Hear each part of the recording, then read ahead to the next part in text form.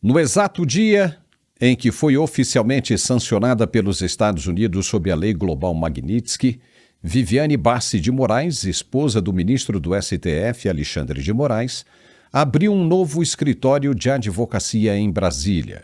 A criação da nova sociedade unipessoal, registrada sob o nome Viviane Bassi de Moraes, Sociedade Individual de Advocacia, com capital social de R$100 mil, aconteceu no exato dia 22 de setembro de 2025, coincidindo com sua entrada formal na lista de pessoas sancionadas pelo Departamento do Tesouro americano. A sincronia dos fatos não passou despercebida. Jornalistas e ex-assessores do Judiciário apontaram a manobra como uma tentativa de driblar os efeitos práticos das sanções que recaem sobre qualquer estrutura empresarial controlada por um indivíduo sancionado. O antigo escritório de Viviane, sediado em São Paulo, teve o site derrubado poucos dias após a sanção, devido à regra dos 50%, um mecanismo internacional que estende penalidades a empresas onde a pessoa sancionada detém participação majoritária. Apesar da abertura do novo CNPJ, especialistas alertam que a sanção é pessoal. Qualquer nova estrutura sob controle de Viviane Bassi também entra automaticamente no escopo das restrições, incluindo bloqueios financeiros, restrições contratuais internacionais e a impossibilidade de operar com parceiros americanos ou vinculados ao sistema financeiro global. Nos bastidores, a movimentação é lida como uma tentativa de salvar contratos ativos, manter operações e proteger o patrimônio, agora sob um novo nome, nova praça e nova roupagem jurídica. Críticos, como o ex-assessor do STF, Eduardo Talhaferro, foram mais incisivos. Acusam Viviane de usar estruturas paralelas, holdings, contas no exterior e interpostas sociedades para redirecionar honorários e dificultar o rastreio de beneficiários finais. Tudo isso acontece no momento em que o próprio Alexandre de Moraes vem sendo criticado por usar métodos jurídicos controversos, como a citação por edital de réus com endereço conhecido no exterior, contrariando o Código de Processo Civil. Soma-se a isso a crise de legitimidade que paira sobre o STF, agravada pela entrada de Edson Fachin na presidência da Corte e a expectativa de que Moraes venha a ocupar esse posto em 2029 e 2030. Cenário hoje cada vez mais incerto. Em meio a manobras societárias, decisões judiciais excepcionais e uma corte pressionada por todos os lados, a abertura de um novo escritório de advocacia pode parecer um ato rotineiro, mas nesse caso é o símbolo de algo bem maior, o esforço desesperado de blindagem institucional e patrimonial diante de um cerco internacional sem precedentes. Nós vamos falar sobre isso e muito mais já, depois do recado de nosso apoiador. É rapidinho. Até já. Depois que eu conheci o produto de vocês, que eu comecei a usar, minha vida mudou. Eu tive uma remissão da doença, eu tô tomando Articular, eu tô fazendo coisas que eu não fazia. É muito bom, eu tô me sentindo muito bem, tô conseguindo varrer casa, fazer coisas simples do dia a dia que eu não conseguia mais fazer. Que vocês continuem assim com esse produto maravilhoso, que é o Articular, que tá tendo um resultado imenso na minha vida. Olá, Paulo, que alegria mais uma vez aqui no seu programa, junto a essa nossa grandíssima audiência, porque aonde tem informação de primeira, tem que ter produto de primeira. E para você que sofre com dor, você acabou de ouvir mais um depoimento, mais um testemunho e mais uma história de uma pessoa que hoje não sofre mais com dor por conta desse produto maravilhoso, gente. O Articulark, ele é eleito o melhor produto ortopédico do Brasil e o único produto que consegue dar resultado já na primeira semana de uso. E isso acontece por conta da fórmula nobre, por conta da fórmula premium que ele tem. O Articulark articular que tem todas as propriedades que um ortopedista recomenda. Ele tem uma alta concentração de condroitina, magnésio, cúrcuma, vitamina D, cartilagem C2, e esse produto ele é um produto riquíssimo em ácido hialurônico ortopédico, que hoje é a melhor substância que existe contra a dor e contra o desgaste,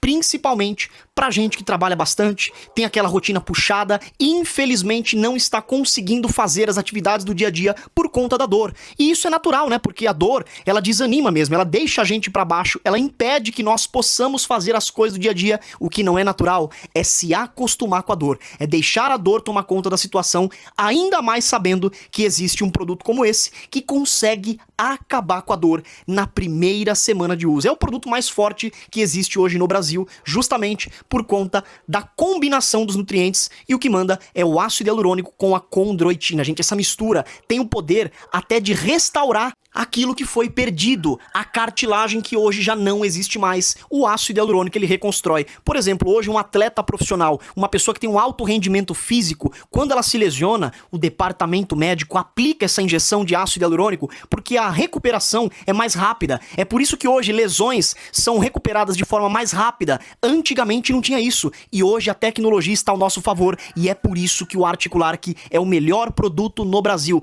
Tecnologia de ponta e a nanotecnologia que consegue identificar aonde é que está o desgaste, aonde é que está a inflamação e carrega os nutrientes direto para o ponto focal da dor. É por isso que a dor desaparece de forma rápida, porque quem tem dor tem pressa, e quem tem pressa usa Articulark. E aproveita hoje, porque hoje estamos com uma promoção imperdível. Hoje, somente hoje, para os 50 primeiros telespectadores que ligarem a partir de agora, desconto de 80% na nota. É só você ligar 0800 591 4391.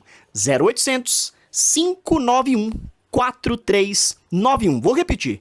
0800 591 4391. A ligação é gratuita, a entrega do produto ela é imediata, e você também pode participar da promoção chamando a gente no WhatsApp, através do QR Code, ou você salvando esse mesmo número nos seus contatos, chama a gente e você estará participando desse mega desconto, para acabar definitivamente com a sua dor e com o seu sofrimento. E o melhor de tudo é que nós entregamos o produto agora para você, você começa a usar, sente a melhora, conta o seu depoimento aqui com a gente, e o pagamento é só pro mês de outubro. Combinamos pro final de outubro, porque você usa, melhora e paga depois. Então ligue e peça o seu 0800 591 4391. E para quem ligar agora, ainda ganha de presente 2 pomadas massageadoras, que são pomadas ortopédicas, que também tem o ácido hialurônico dentro delas, para tratar de dentro para fora e de fora para dentro. Junto, vai um aparelho de massagem profissional e um robô aspirador que vai limpar a sua casa para você.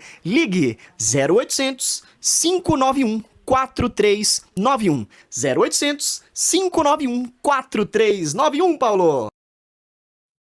Legal, Andrei, já estamos de volta com o nosso programa, e no mesmo dia em que foi oficialmente incluída nas sanções da Lei Global Magnitsky pelos Estados Unidos, em 22 de setembro, Viviane Barsi de Moraes, esposa do ministro sancionado Alexandre de Moraes, registrou um novo CNPJ para uma sociedade individual de advocacia em Brasília. Um novo escritório, chamado Viviane Barsi de Moraes Sociedade Individual de Advocacia, está localizado na Asa Sul, possui capital social declarado de R$100 mil e tem como atividade principal os serviços advocatícios. A coincidência de datas chamou a atenção de jornalistas e usuários do X, especialmente porque o antigo escritório de Viviane Barsi de Moraes Sociedade de Advogados, sediado em São Paulo, já havia sido diretamente impactado pelas sanções do Departamento do Tesouro americano, o OFAC. Isso porque Viviane detém mais de 50% de participação na sociedade, o que aciona a chamada regra dos 50%, segundo a qual qualquer empresa controlada por uma pessoa sancionada também deve ser incluída nas restrições. Como consequência, o site do escritório saiu do ar no dia 25, após denúncias direcionadas a serviços de hospedagem como a Hostinger e a Cloudflare. Especialistas em sanções internacionais afirmam que a criação do novo CNPJ não adianta para escapar das penalidades, não adianta em nada, já que a sanção é pessoal e se estende a qualquer estrutura empresarial controlada pelo indivíduo sancionado, listado. A abertura do novo escritório é vista, portanto, como uma possível tentativa de isolar juridicamente o antigo, preservar contratos com clientes e manter a operação funcionando temporariamente sob outra fachada. Influenciadores e ex-assessores do STF, como Eduardo Talhaferro, por exemplo, acusaram publicamente Viviane de tentar driblar as sanções internacionais, sugerindo que valores oriundos de honorários advocatícios estariam sendo redirecionados por meio de estruturas paralelas, como holdings, contas no exterior ou sociedades interpostas, com o objetivo de ocultar beneficiários finais e proteger o patrimônio familiar. Até o momento, o STF classificou as sanções como injustas e uma violação da soberania brasileira, mas não comentou publicamente o novo CNPJ registrado pela esposa do ministro. E é sobre isso que nós vamos começar a conversar agora com o nosso analista de geopolítica, Gerson Gomes. Gerson, seja muito bem-vindo. É aquele jeitinho brasileiro de novo, né? Entrando com o objetivo, de repente, de driblar as sanções. Será que vai dar certo, Gerson? Seja bem-vindo. Obrigado, Paulo. Bom estar de volta. Saudade da nossa audiência. Foi só sexta-feira que nós terminamos a nossa última conversa, mas muita coisa aconteceu no final de semana. Vamos lá. Quando você traz essa notícia, que na verdade demonstra que há uma preocupação, um acompanhamento até da sociedade brasileira com os desdobramentos dessa verdadeiro cabo de guerra que acaba acontecendo hoje entre o Supremo Tribunal Federal e o governo americano. Eu coloco dessa forma porque vários ministros do STF, alguns até às lágrimas, reconhecem o trabalho do ministro sancionado por graves violações de direitos humanos. Então, existem duas visões, ou pelo menos duas perspectivas divergentes em relação à figura do ministro Alexandre de Moraes. Veja que a gente pode utilizar como uma espécie de referência histórica, já que é a primeira vez que o Brasil é alcançado por esse tipo de sanções aqui do Departamento de Tesouro dos Estados Unidos, é exatamente aquilo que ocorre já com vários oligarcas russos. Temos também alguns juízes sancionados na Venezuela que já vem num desgaste de relações institucionais já há muito tempo. A mesma coisa acontece na Nicarágua, Cuba, mas vamos pegar os oligarcas russos porque nos auxilia a entender o que está acontecendo agora com a esposa e muito provavelmente pode avançar até para os filhos do ministro Alexandre de Moraes. Por quê? Lá na Rússia, e ele já tem uma experiência de lidar com esse assunto há muito tempo, há décadas, na verdade, nós observamos que vários desses oligarcas foram alcançados, ou essas sanções foram avançando com o tempo. Inicialmente, os seus bens no exterior, principalmente, não sabemos por quê, né, Paulo? Talvez por coincidência, a maioria desses sancionados tem muitos bens nos Estados Unidos.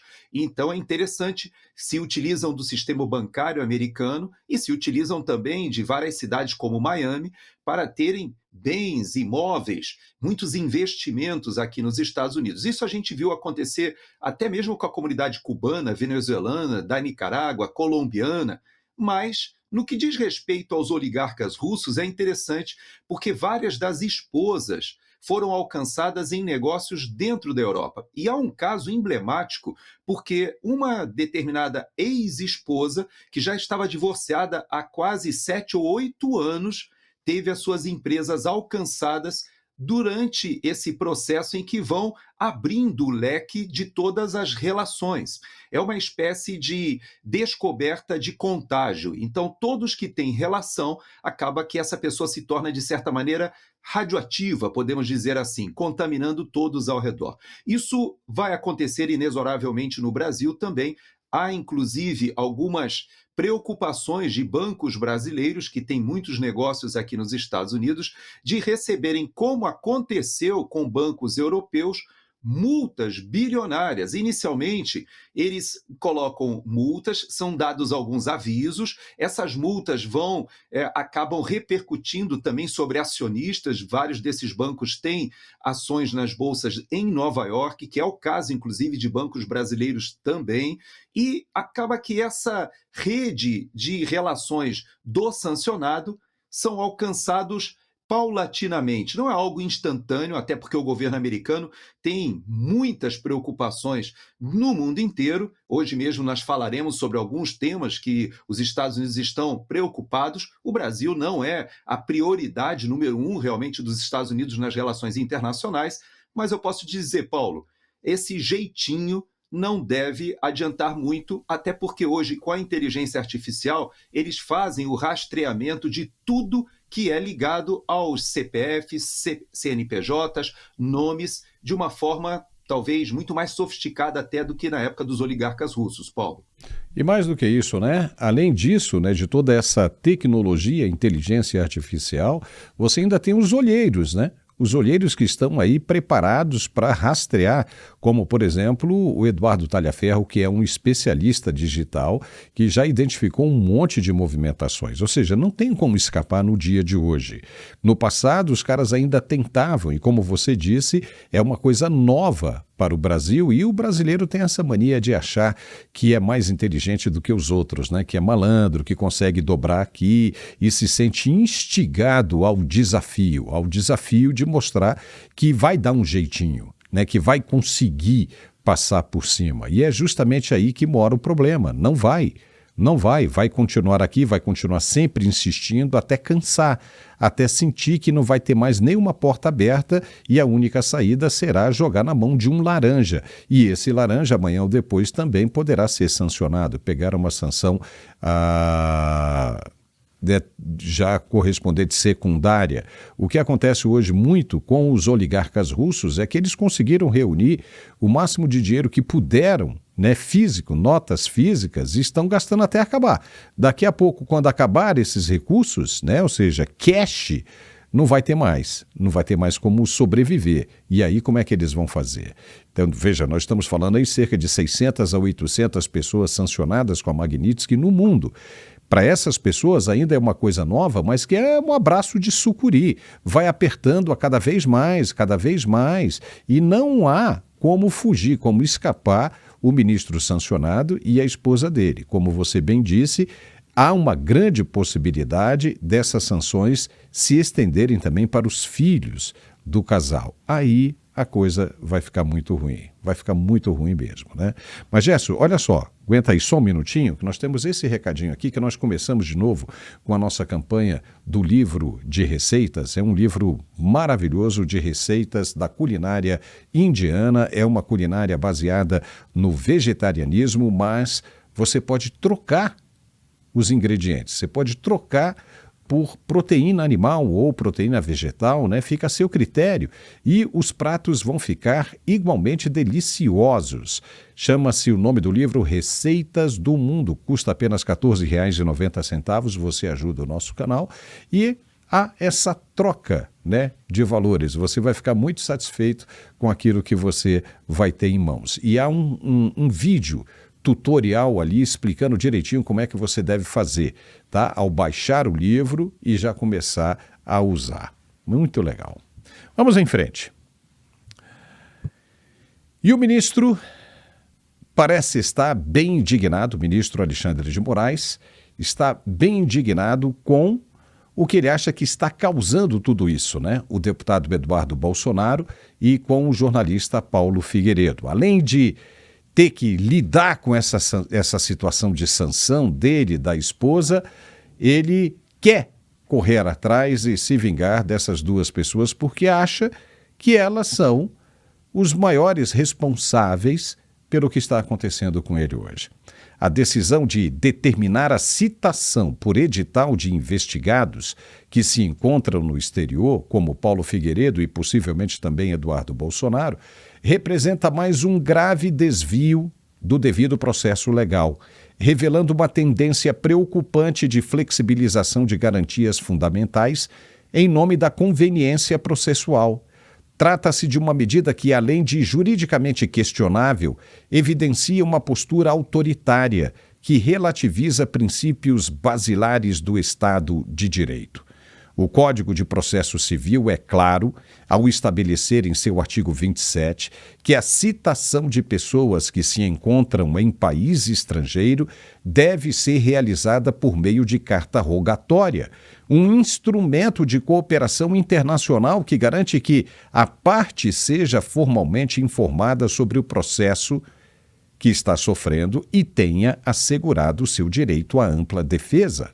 Essa é a regra legal e geral e ela existe por um único motivo: preservar a regularidade e a legitimidade dos atos processuais. No entanto, ao optar por citar por edital réus que possuem endereço conhecido no exterior, como é o caso de Paulo Figueiredo, o ministro Alexandre de Moraes inverte completamente a lógica jurídica. A citação por edital só é admitida, de acordo com o artigo 256, parágrafo 1º do Código de Processo Civil, quando o citando for desconhecido ou incerto. Não é o caso. Ou seja, trata-se de uma exceção extrema, não de uma alternativa prática para contornar a morosidade do processo. Não se pode admitir que a ineficiência ou lentidão do Estado brasileiro em promover a citação por meios legais seja compensada com o uso indevido de um instrumento que, por sua natureza, compromete o reconhecimento real da parte sobre a acusação que lhe é feita. Só para que você entenda, a Justiça brasileira, os oficiais de justiça e o ministro estão dizendo que não conseguem citar Paulo Figueiredo e Eduardo Bolsonaro no processo em que eles são acusados de articulação contra autoridades brasileiras. Mais grave ainda é o fato de que Moraes justifica a citação por edital com base na suposta ciência pública dos investigados sobre o processo a partir de notícias que saem na mídia, em declarações em redes sociais. Tal argumento afronta frontalmente os princípios do contraditório e da formalidade processual. Não pode ser assim. Saber por ouvir dizer, através de redes sociais, que está sendo investigado, não equivale nem de longe a ser formalmente citado para se defender nos autos. Aceitar essa lógica é abrir um perigoso precedente, segundo a qual a publicidade informal substituiria os ritos legais. Gerson, o que se observa aqui na prática é uma tentativa de acelerar artificialmente o processo contra Eduardo Bolsonaro e Paulo Figueiredo, superando etapas essenciais mediante expedientes de força, ou seja, o ministro continua agindo de maneira inapropriada dentro de um processo legal. Será que ele realmente entende do que está fazendo? A gente fica nessa dúvida, né? Pois é, Paulo.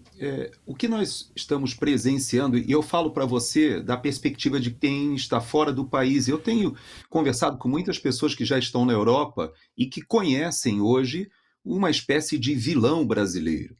Essa situação do ministro Alexandre de Moraes, ela acaba se transformando numa erosão criminosa do Estado de Direito perante a comunidade internacional, que hoje já admite que no Brasil existe uma espécie de estado de exceção ou tribunais de exceção.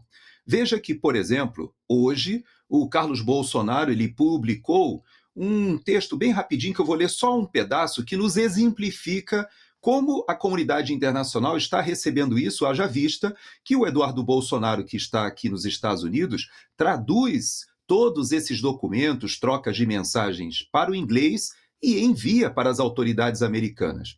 Veja só, o que o Carlos publicou, são quase 60 dias preso, mais de 60 dias de tornozeleira eletrônica, incomunicável, censurado nas redes sociais e vigiado por agentes do Estado 24 horas por dia. Já se passaram mais de 120 horas em que Jair Bolsonaro continua sendo torturado, enquanto as cautelares utilizadas para justificar mais covardias contra a sua pessoa não têm respaldo legal. Por que ele faz essa observação?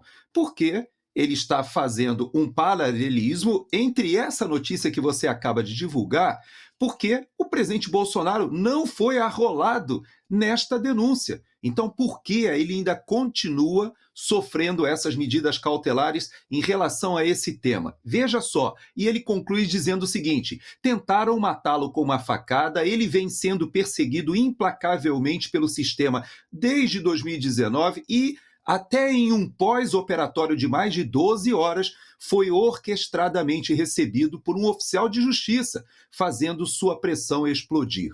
Ou seja, essa perseguição política, Paulo, hoje já é do conhecimento da comunidade internacional e ela se torna, de certa maneira, caricata. E por que eu digo isso? Porque há um exagero.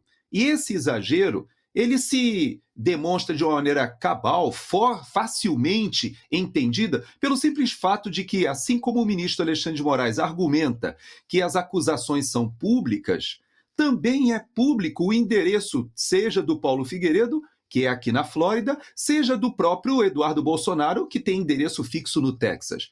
Então você veja que são dois brasileiros com residência aqui nos Estados Unidos, o Paulo Figueiredo, inclusive, já com uma residência permanente muito consolidada, já há muitos anos. O Eduardo Bolsonaro teve uma recepção de um pedido de residência permanente que parece que já transitou de forma acelerada, mas tem a sua situação imigratória aqui nos Estados Unidos conhecida, ou seja, as autoridades americanas têm possibilidade de fazerem a notificação pela via judicial. E o Brasil conhece isso. Veja que no caso, por exemplo, em que o ex-presidente do Supremo Tribunal Federal, ministro Barroso, ele foi advogado de um terrorista italiano, Cesare Battisti, ele fez toda a parte de trâmites feita no Brasil, que foi mandada pela Itália. A Itália noticiou, a Itália seguiu todos os procedimentos. Por quê? Porque no momento em que o presidente Bolsonaro permitiu que essa extradição acabasse se configurando numa decisão, inclusive, de não deixar que o avião pousasse no Brasil vindo da Bolívia e fosse direto para a Itália, quando isso aconteceu, o processo estava muito bem feito na Itália e, por causa disso, ele admitiu os assassinatos e foi preso na Itália. Então você veja que nós temos histórico, a gente sabe como deveria funcionar, né, Paulo? É uma certa insistência nos abusos de autoridade, nas inconstitucionalidades e na agressão ao devido processo legal. Olha, o ministro tem dito que tanto Eduardo Bolsonaro quanto Paulo Figueiredo têm dodging, né, se esquivado. Os dois têm se esquivado da notificação judicial.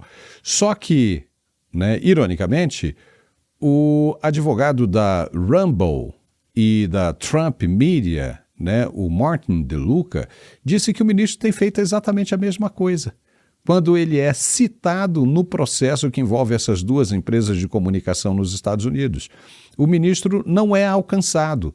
Veja que o Martin DeLuca teve que acionar o STJ para fazer com que a citação chegasse ao ministro em questão. E o ministro está aí, né? É impressionante como as coisas acontecem no Brasil, né? Como as autoridades brasileiras entendem e interagem com as situações, né? Ou seja, é sempre um sujo falando do mal lavado, ou seja, criticam, né, como se fosse aquela coisa mais sóbria do mundo, sendo que elas mesmas fazem aquilo que elas criticam. É uma coisa impressionante, né? É bem complicado isso, né, Gerson? Só até um adendo a isso que você está falando, Paulo, para que a nossa audiência não esqueça, porque esse assunto ele virá à tona de qualquer forma nos próximos dias, nas próximas semanas no máximo. Essa menção que você faz ao caso que o ministro Alexandre de Moraes responde aqui, ela tem conexão de uma certa maneira, muito direta até, eu não diria nem indireta, mas muito direta, com o caso também do Felipe Martins, que também está acontecendo aqui na Flórida, e que agora entra numa fase em que sabemos que as autoridades americanas reconhecem que houve uma entrada forjada e estão avançando sobre os responsáveis. E isso, há quem diga, Paulo, que também será um ponto de contaminação, até mesmo em relação às autoridades brasileiras ao redor do ministro Alexandre de Moraes. Porque se for comprovado que houve a participação de pessoas que trabalhavam junto com ele, e o Tagliaferro, de certa maneira, já denuncia para o mundo uma formação de um gabinete que trabalhava para a perseguição política, nós teremos essa perseguição política alcançando autoridades americanas, e isso é um crime federal gravíssimo aqui. Então você veja que é uma bola de neve que está se formando, em que o ministro Alexandre de Moraes ele vai sendo arrolado em vários crimes que estão sendo denunciados, seja na Europa pelo Tagliaferro, até mesmo por outros brasileiros que já se encontram exilados na Europa e aqui nos Estados Unidos, né, Paulo?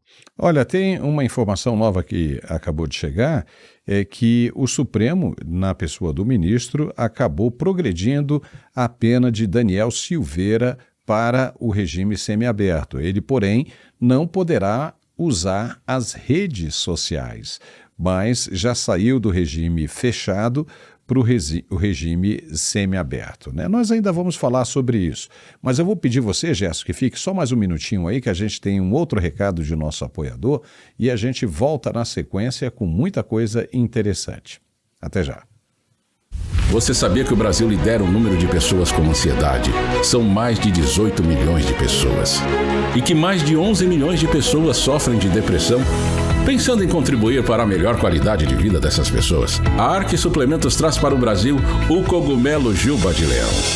Às vezes eu preciso lembrar de uma coisa, então eu tô no quarto, eu preciso descer, quando eu chego embaixo, eu já esqueci o que eu tinha que fazer. Amanhã eu tenho que entregar um trabalho, não durmo. Às vezes eu até sonho. Depois que eu comecei a tomar o Juba de Leão, consigo descansar a minha mente. Claro, eu ainda tenho a ansiedade, mas não tão forte igual se eu não estivesse tomando. Eu comecei a perceber que a fase do esquecimento melhorou bastante, porque agora eu consigo iniciar uma atividade e concluir. O Juba de Leão é um suplemento natural utilizado na Ásia há milhares de anos e traz benefícios comprovados pela ciência. Ele vai te ajudar a diminuir os sintomas da ansiedade, da depressão, TDAH, além de ajudar a aumentar o foco e a concentração no trabalho, ajuda no cansaço físico e mental e pode ser usado até por crianças, auxiliando no aumento do aprendizado. Peça já o seu Juba de Leão da Arque Suplementos e garanta já o seu kit com desconto imperdível. Ligue agora, 0800 591 5520. Juba de Leão da Arque Suplementos. Sua saúde é o nosso foco.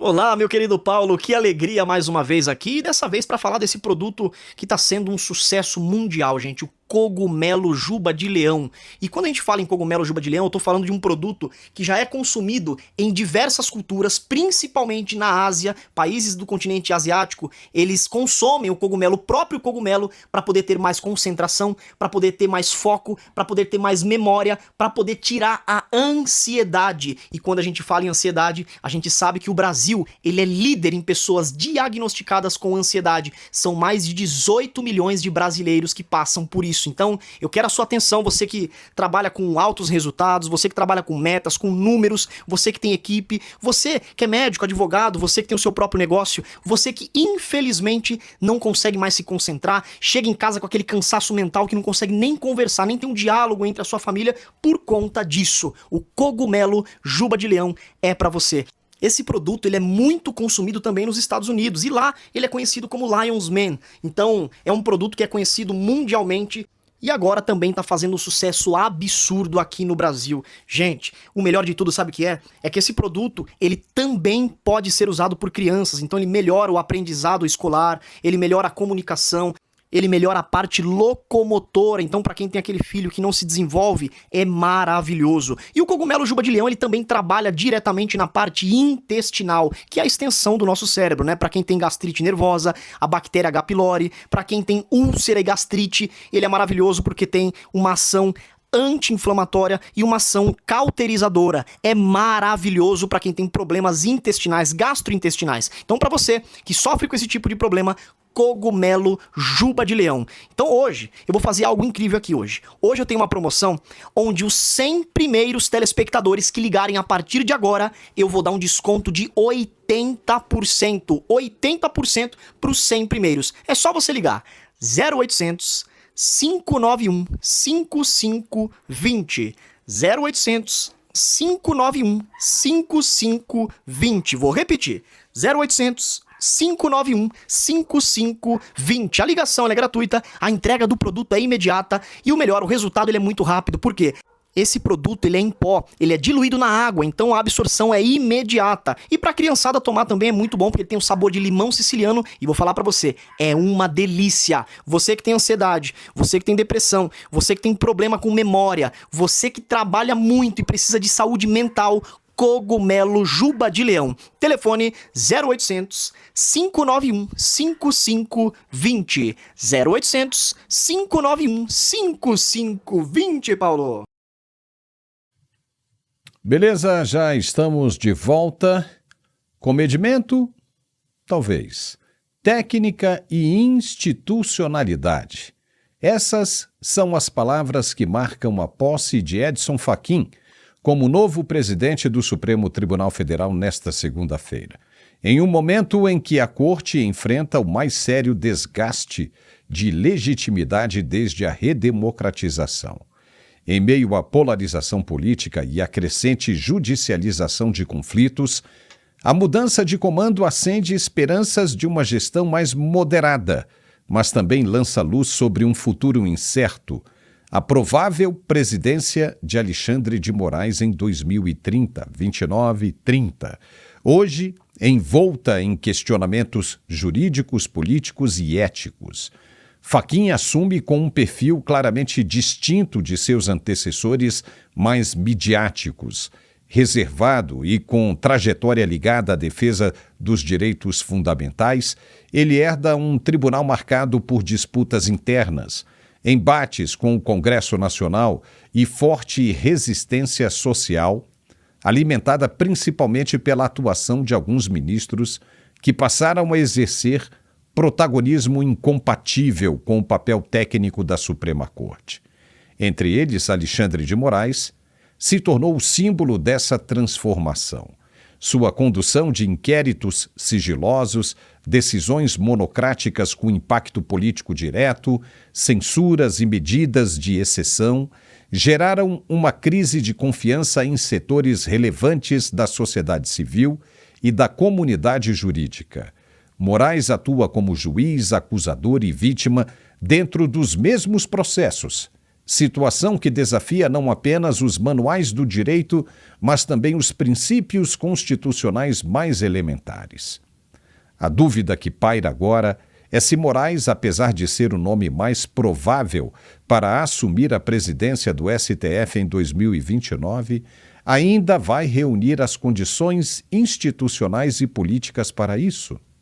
A presidência do Supremo não é apenas um posto administrativo, é uma função simbólica e estratégica que exige respeito interno, legitimidade perante os demais poderes e confiança da sociedade. Nenhuma dessas condições pode ser considerada garantida neste momento. Assim, enquanto Fachin inicia sua gestão com a promessa de devolver sobriedade e colegialidade à Corte, o futuro do STF vai depender não apenas das decisões jurídicas que vierem, mas também da capacidade de seus ministros de compreender os limites do poder que exercem. A credibilidade do Supremo, duramente abalada, só poderá ser reconstruída com respeito ao devido processo legal, à divisão entre poderes e ao papel que a Constituição reserva à mais alta instância do Judiciário.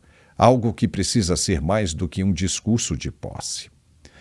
Gerson, É curioso, né? Uma mudança agora, né, de presidência. O presidente que saiu, Luiz Roberto Barroso, disse que vai para um retiro espiritual. E que depois desse retiro espiritual ele vai decidir se continua no STF ou não. Ele tem pelo menos mais uns 8 anos aí pela frente. Tá com cara de que não vai continuar, né? E Fachin, o que você espera disso? Pois é, Paulo, é interessante que a nação inteira hoje discute o seu principal problema institucional que está no Supremo Tribunal Federal. Essa é uma questão que é quase uma unanimidade, seja no campo da esquerda ou da direita. O fato é que esse protagonismo, essa hipertrofia do Supremo Tribunal Federal, hoje causa um grande desarranjo, podemos dizer, até mesmo na República, porque os poderes não convivem hoje de maneira independente e harmônica. A gente já sabe disso desde o mandato presidencial do presidente Bolsonaro, que foi perseguido e teve litígios com o Supremo Tribunal Federal durante todo o seu mandato. Mas veja bem, quando nós temos essa substituição hoje, a primeira coisa que precisamos entender é que, embora você tenha ressaltado a questão de uma sobriedade, de um perfil mais técnico, a verdade é que são dois integrantes da Suprema Corte muito ideológicos, digamos assim. Tanto o ministro Barroso, que é um ativista realmente de várias pautas ditas progressistas ou neomarxistas, como o próprio ministro Fachin, que não podemos esquecer, foi o responsável pela descondenação de Lula. Ele é que, inclusive, ao assumir a relatoria do processo, após a morte trágica do Teori Zavascki, ele traz aquela ideia do CEP, né, que dizemos, na verdade, dizendo que aquele processo não poderia ter se iniciado e transitado lá na 13ª Vara de Curitiba, e isso acaba ensejando a descondenação do presidente Lula. Então é alguém que é ligado aos interesses do PT, tem uma conexão grande até na época da indicação, fazendo defesa da Dilma Rousseff. Sabemos que é alguém muito ligado à esquerda, ao PT. Porém, o que me chama mais atenção nesse momento, Paulo, é uma certa hipocrisia, ou por que não dizer, uma assunção pública do mainstream jornalístico e de várias autoridades, dizendo que há possibilidade agora de um retrocesso, quase que admitindo que o que a gente vivia há poucos meses, e estamos acompanhando, inclusive agora, nesse julgamento que condenou uma parte dos envolvidos ali no que a gente chama de trama golpista, esse período foi um período em que avançou-se por demais sobre o Estado de Direito, como nós já falamos aqui. Então, veja só, a Folha de São Paulo, ela faz uma chamada que me deixa um pouco perplexo pela forma ostensiva. Veja só, nós já tivemos o caso da Carmen Lúcia, né, que disse que, de uma forma excepcionalíssima, ela admitiria a censura, que é inconstitucional, e inclusive não foi só naquele período, aquilo se estendeu, e de certa forma até hoje, porque, como você acabou de citar, o caso do Daniel Silveira, que também foi um caso em que o próprio presidente da República o alcançou com uma graça presidencial e o Supremo Tribunal Federal desconsiderou. Mas, além disso, essa perseguição do Daniel Silveira também continua ocorrendo de uma maneira, vamos dizer assim, exótica, porque a ele é dada agora a progressão de regime, mas ele não pode se manifestar nas redes sociais. Aliás, esse kit ditadura que o ministro Alexandre de Moraes ele implantou, que coloca cerceamento da liberdade de expressão, cerceamento também do ir e vir, porque ele coloca tornozeleiras eletrônicas em todo mundo, que ele resolve arbitrariamente e colocar, inclusive pessoas que nunca tiveram passado criminal, que são não somente réus primários, mas com uma vida ilibada. E ele faz isso como uma maneira de perseguir, de intimidar. E no caso do Daniel Silveira, me chama a atenção porque a Folha de São Paulo diz o seguinte, agora se referindo à mudança da presidência do Supremo Tribunal Federal. Sob Fachin, Supremo precisa buscar a autocontenção. Concluído o julgamento que condenou Bolsonaro, Corte deve abandonar ativismo, heterodoxias e excessos. Veja, a que ponto nós chegamos, né? Quer dizer, agora que o mainstream jornalístico reconhece que nós vivíamos com ativismo judicial, heterodoxias e excessos da Suprema Corte. Como é o nome disso? É o estado de exceção, né, Paulo? Com toda certeza, e o envolvimento político de integrantes do judiciário, o que é proibido pela Constituição Federal. E o ministro Barroso, nós mencionamos ele agora há pouco, né, ele soltou outra, né, ele acredita que agora as sanções contra o Brasil e principalmente contra as autoridades do judiciário, como a suspensão de vistos, vai dar uma amenizada, vai ser revogada. Olha só, que universo esses caras estão vivendo, Gerson? Eles acham que realmente essas sanções vieram porque o governo americano está muito mal informado. Eles estão achando que a base de informação do governo americano são Eduardo Bolsonaro e Paulo Figueiredo, quando que, na verdade, não é isso. Eles são apenas um complemento, um serviço de inteligência como o que os Estados Unidos têm, não pode se restringir a, de repente, o que um deputado ou um jornalista estão falando. Eles são super importantes, mas com toda certeza não são a fonte primordial, né, a fonte principal de informação do governo americano. Você lembra, eu citei hoje de manhã na nossa edição de membro, e vou lembrar aqui, você lembra quando o Bolsonaro foi pego na Embaixada da Hungria, as câmeras da embaixada estavam hackeadas pelo Serviço de Inteligência americano. Quem estava no comando daquelas ferramentas de inteligência naquela época? Era o governo americano. Essas ferramentas continuam hoje à disposição do governo americano, só que em mãos de outros administradores, ou seja, o chicote mudou de nome e de mãos. Está agora na administração Trump.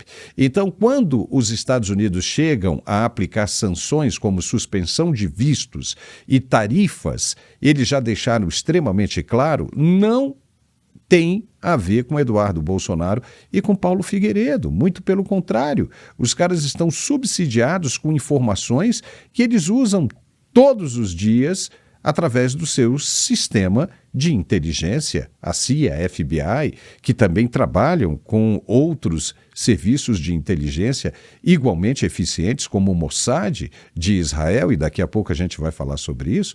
E o ministro acha que agora, depois de tudo isso, condenado Bolsonaro, a vida vai voltar ao normal e que o governo americano, o Trump, vai se tocar do exagero que cometeu e vai reverter essa situação, devolvendo o visto para o ministro Barroso e para os demais. Doce ilusão, Paulo, né, Gerson? Paulo, eu vou deixar no ar aqui uma dica para o ministro Barroso. Eu sei que ele está preocupado, ele já chorou ali num programa, ele está preocupado até com os bens aqui nos Estados Unidos, ele tem bens imóveis e investimentos grandes, ele tem inclusive offshores, que a sua família organizou dos seus negócios, era alguém que de maneira desfrutava muito a presença aqui nos Estados Unidos, em palestras, etc. E ele, após esse retiro espiritual, ele vai tomar a decisão. De certa maneira, eu tenho uma preocupação, porque é ruim com ele, talvez pior sem ele, porque quem sabe seria o Bessias, né, indicado pelo presidente Lula, aí seguindo aquela ideia ali do Lewandowski, do Toffoli, do próprio Zanin, ou seja, advogados do PT colocados dentro do Supremo Tribunal Federal para defender o partido, mas também pode ser que chegue até no Rodrigo Pacheco, que também está sendo sancionado, não sei. Mas eu digo uma coisa, eu vou deixar uma dica para o ministro Barroso. Quer realmente amainar esse problema? Abrace a anistia ampla, geral e irrestrita. E eu explico por quê. Porque essa anistia ampla, geral e irrestrita, ela só beneficia, na verdade, o próprio Supremo Tribunal Federal. E eu me explico. Veja que essa vice-presidência com Alexandre de Moraes, ela não tem nenhuma chance de prosperar. Eu afirmo, e podem me cobrar lá em 2027, 2028, não tem a menor chance de prosperar. Esse sancionado na Lei Magnitsky, ele já está numa situação praticamente irreversível, pelo menos a curto e médio prazo ali, colocando um marco temporal de 5 a 10 anos. Agora, Isso pode acontecer com o ministro Gilmar Mendes também, isso pode aumentar para os que votaram na condenação do presidente Bolsonaro, é verdade. Mas digo o seguinte, que a anistia ampla, geral e restrita, ela alcança os crimes, como aconteceu no passado, na transição do governo militar para o governo civil, ela alcança os crimes dos dois lados, ou seja, ela alcança o perdão, segundo a proposta desde 2019, desde os inquéritos do fim do mundo, mas ela alcança também os violadores de direitos humanos, alcança inclusive aqueles que violaram a nossa Constituição no Supremo Tribunal Federal, e aqueles que deram respaldo para isso. Então veja que o ministro Alexandre de Moraes, na minha avaliação, ele não tem como fugir do impeachment que vai acabar acontecendo a partir de 2027 ali no Supremo. Veja que o Gilmar Mendes, que é o relator de uma ação que está correndo no Supremo Tribunal Federal, fez uma consulta à advocacia do Senado, já recebeu a resposta dizendo que o impeachment de ministros da Suprema Corte segue todo o trâmite legal e constitucional. Então, o ministro Gilmar Mendes já sabe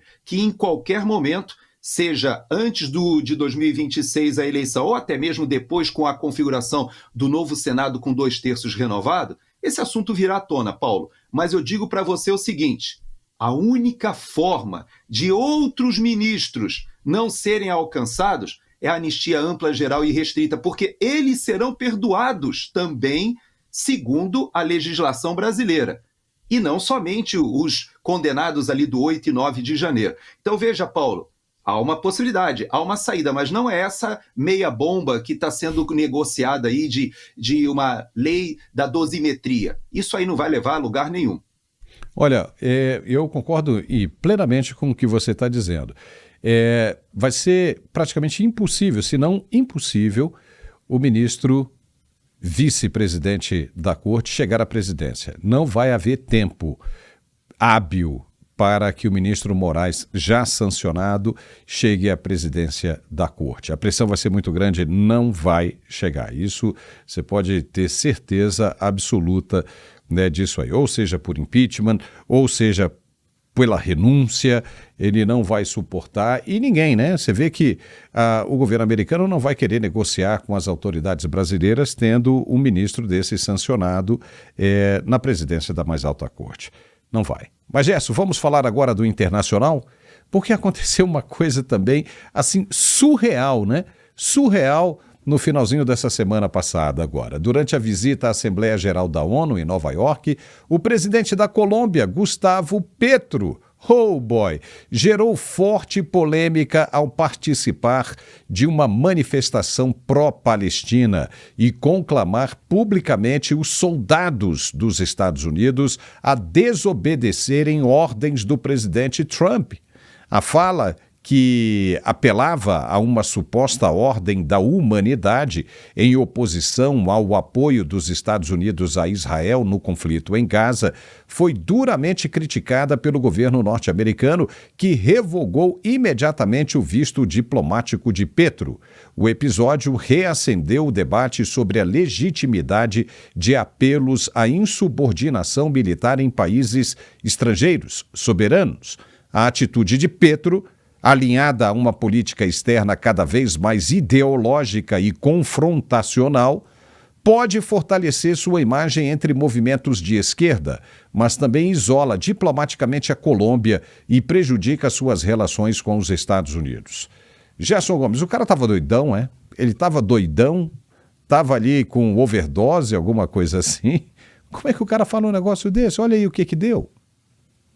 Não, é interessante que, embora você fale overdose, na verdade ele defende não somente o comércio, que a Colômbia hoje, junto com o Peru e Bolívia, são os grandes fornecedores de drogas para os Estados Unidos, como ele diz que a Amazônia seria melhor preservada se fosse legalizado o tráfico de drogas. Ou seja, é alguém que, de fato, ele foge do que nós poderíamos chamar do que seria uma imagem normal de um chefe de Estado. A Colômbia hoje passa por um momento muito difícil, eu também não acredito que ele permanecerá à frente da presidência da Colômbia por muito tempo. A própria sociedade colombiana já está cansada dessas manifestações exóticas, vamos dizer assim. Mas você veja que ele falou também, por incrível que pareça, que ele estava disposto a enviar reforço para o Hamas na faixa de Gaza e que, se fosse preciso, ele disse que ele mesmo iria para o combate para defender os palestinos na faixa de Gaza que estavam sofrendo, segundo ele, atrocidades. Veja bem, nesse mesmo momento em que ele faz esse discurso para chamar a atenção, ele inclusive teve o seu visto cancelado e provavelmente não poderá mais entrar aqui nos Estados Unidos, talvez para o resto da vida, porque também não permanecerá muito tempo à frente da presidência da Colômbia. Não creio, inclusive, que ele consiga não só permanecer, como também o seu próprio grupo político que foi articulado para sair do narcoterrorismo, da narcoguerrilha, para se tornar um partido político e avançar numa teórica pacificação na Colômbia. Isso está erodindo muito rapidamente. Há quem diga, inclusive, que caindo Maduro, que também será uma notícia que nós trataremos aí provavelmente na sexta-feira, da evolução das operações militares, cai Gustavo Petro ali quase como pela manobra, como dizemos os militares, ou como se fosse uma peça de dominó. Mas essa menção que ele fez, Paulo, acaba me remetendo, e nós estamos conversando hoje logo depois da coletiva de imprensa que o presidente Trump fez na Casa Branca, depois da reunião dele com Benjamin Netanyahu, em que nós observamos os Estados Unidos, esse sim, alinhavando um grande acordo de paz no Oriente Médio. Preocupado, sim, com a faixa de Gaza, preocupado com refazer os acordos de Abraão. Não podemos esquecer que no seu primeiro mandato, né, Paulo, ele conseguiu costurar os acordos de Abraão, em que Emirados Árabes Unidos, ali, Bahrein, que também ali no Golfo Pérsico,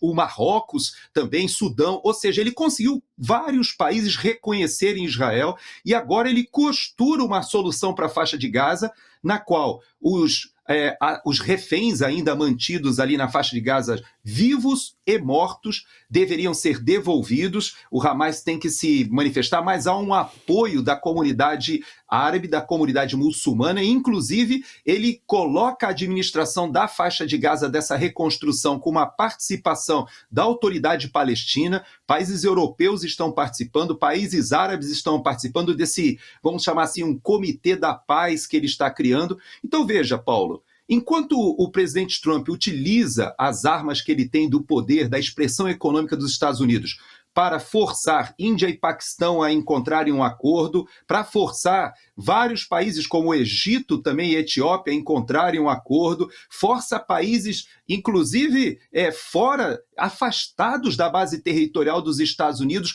com essa pressão econômica. Ele também faz a mesma coisa agora. Veja que ele coloca na mesa de negociação a Síria, que até pouco tempo atrás era uma área de influência da Rússia e que tinha inimigos figadais de Israel. Coloca a Turquia, ele se reuniu agora, esse final de semana, com Erdogan, também colocando na mesa a ação da Irmandade Muçulmana ali na faixa de Gaza, que na verdade eles são os grandes fomentadores do ativismo extremista ali do Hamas. E ele coloca todo mundo e faz uma pressão com as armas que somente os Estados Unidos têm, Paulo. Então, é um esforço gigantesco. Você lembra que no discurso da ONU, ele falou no olhar, na cara de todos os integrantes da ONU, dizendo o seguinte: eu já, em 8 meses de mandato, eu já consegui alinhavar 7 processos de paz.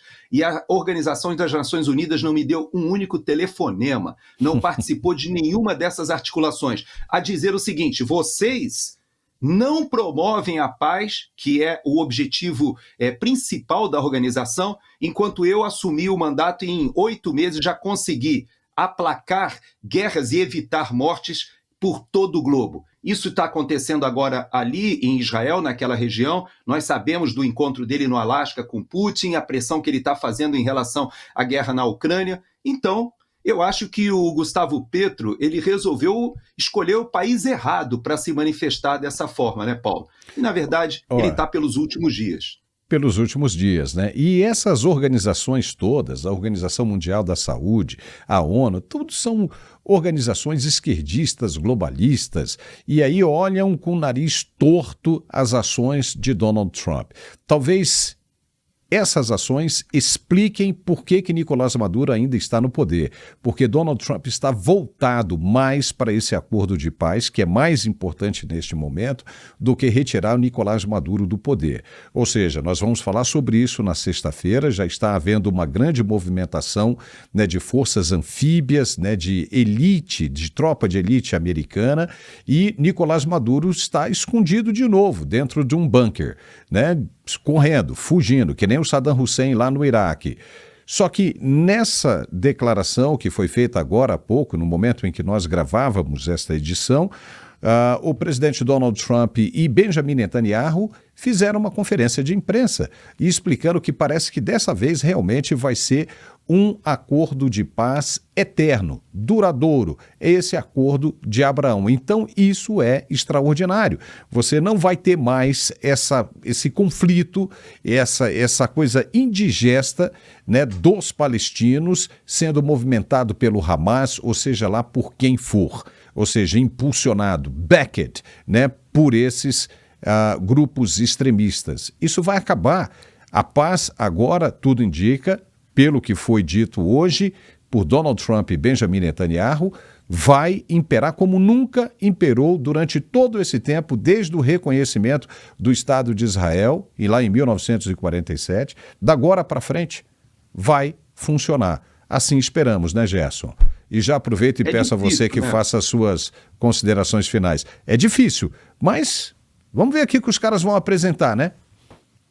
Na verdade, o Trump, ele tem esse estilo dele, que é um estilo arrogante, né? E que existe uma rejeição muito grande mais à estética do que ao conteúdo ou ao mérito do que ele propõe.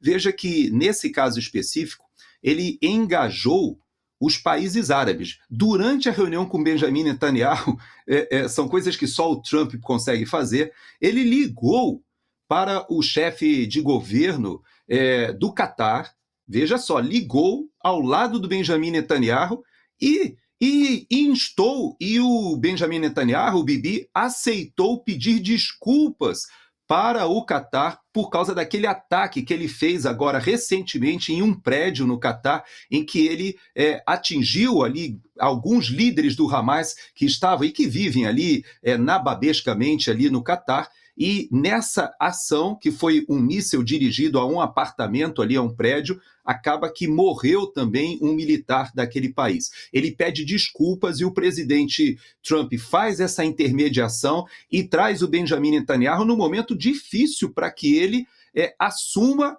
que fará um cessar-fogo de ataques aéreos, de ataques de mísseis, numa área que agora o exército de Israel já avança sobre a cidade de Gaza. Hoje mesmo, enquanto a gente está gravando, há notícias de que 2 líderes grandes do Hamas foram eliminados, um inclusive que era o responsável por fazer aquelas transmissões televisivas dos reféns sendo soltos. Ele fazia toda uma exploração. Então, o Trump ele fez questão de dizer o seguinte: agora está na mão dos próprios países árabes pressionarem o Hamas. Por quê? Porque as condições que foram apresentadas para o cessar-fogo e para uma reconstrução daquela área que será administrada por um consórcio em que a autoridade palestina terá prerrogativa e terá, podemos até dizer, prerrogativa de conduzir junto aos países árabes, isso foi concordado pelo Benjamin Netanyahu. Agora, precisamos que os reféns sejam devolvidos, e aquilo que o Benjamin Netanyahu fez na ONU, com aquele broche e em várias viaturas ali em Nova York, mostrando as imagens que eu vi lá em Israel do ataque do 7 de outubro, que foi filmado pelos próprios terroristas para chocar o mundo e para obrigar Israel a entrar na faixa de Gaza. Veja que eles levaram os reféns querendo atrair o exército de Israel, as forças de defesa de Israel, para a faixa de Gaza para explorar de forma midiática. Isso tudo agora pode ser desmontado, e Trump usou um argumento, finalizando, Paulo, muito inteligente. Ele disse o seguinte: olha, vocês têm uma riqueza gigantesca no Golfo Pérsico. Por que vocês não reproduzem isso que vocês fizeram no Golfo Pérsico ali no Mediterrâneo, na cara do gol, na frente da Europa, fazendo com aquela mesma praia, veja a nossa audiência, a mesma praia que tem em Tel Aviv é a mesma praia que tem na faixa de Gaza. É simplesmente você transformar aquela região numa região não cheia de túneis e mísseis para bombardear Israel, mas uma região onde eles possam conviver pacificamente, como acontece dentro do Estado de Israel, que você tem cidadãos árabes, inclusive no parlamento, a medicina lá é cheia de enfermeiros árabes, eu vivenciei, eu experimentei os sinais em árabe, em hebraico e em inglês para todos os lados, você vê mesquitas ao lado de igrejas cristãs e ao lado de sinagogas. Então é impressionante. Por que isso não pode ser transferido também para a faixa de Gaza? Esse é o desafio, né, Paulo? Gerson, olha, chegamos ao final do nosso programa, muito bom o nosso papo e vou ficar atento aqui, até sexta-feira a gente tem muita coisa para reunir e comentar. Obrigado, viu, Gerson? E até sexta-feira. Uma última lembrança. Claro. Amanhã há aquela reunião com Pete Hegseth, com todos os oficiais generais, são quase 800 oficiais generais do mundo inteiro, eles sairão das suas posições táticas e virão aos Estados Unidos para uma reunião sem precedentes. Eu não me lembro de ter acontecido algo na história, pelo menos que eu acompanho a história dos Estados Unidos recente. Então, fique atento, porque dessa reunião virão algumas informações importantes aqui para os Estados Unidos, mas também ali para aquela região do Caribe, e provavelmente, talvez ali o Nicolás Maduro, Diosdado Cabello, Padrino, estejam ali com seus dias contados, Paulo. E olha só, e o Lula já admite, né, por pressão aqui, né, de fora e interna, já admite um encontro com o Donald Trump na Casa Branca e já vai preparando o couro duro da cabeça para tomar o cascudo, né? E disse que ele vai levar a Janja. A Janja, vai levar a Janja. Disse que vai levar a Janja, agora está tudo resolvido, Paulo. Tá, porque aí o presidente, ele acha que o presidente americano vai ficar constrangido de passar aquele sabão na presença de uma figura feminina.